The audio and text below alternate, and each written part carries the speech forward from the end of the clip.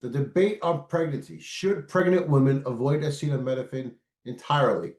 Most medical bodies, including the FDA, advocate caution, but stop short of banning its use. The precautionary principle suggests minimal exposure unless absolutely necessary. While acetaminophen remains an extraordinary medical tool, it does warrant informed use. Overdoses are often preventable with better education and packing safeguards. Acetaminophen has become so embedded in our lives that we rarely stop to consider its ripple effects. For mild pain or fever reduction, it's a modern marvel. But as research points out, there are links with conditions like ADHD, autism, and dementia.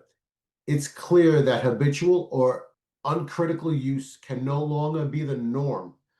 Let's keep asking tough questions and remember, every medicine has its balance and benefit and risk. And you really should take things only if you really need them. But with that said, if you have a high fever, you're 103, 104 fever, that condition alone might damage or do other things that are far outweighing the short-term use of acetaminophen. But that is a conversation that you should have with your physician. You should be informed. You should know that there's research going on now, and there shouldn't be a knee-jerk reaction to say, okay, let's just stop everything.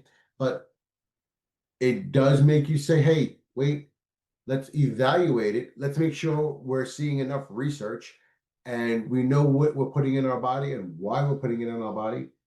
Because at the end of the day, we only got one of these. You got to make sure what we're doing is we're doing it for the right reasons.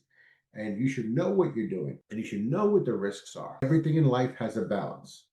And that's the biggest thing that most people don't necessarily understand. That choice is up to you and your physician to make that educated decision.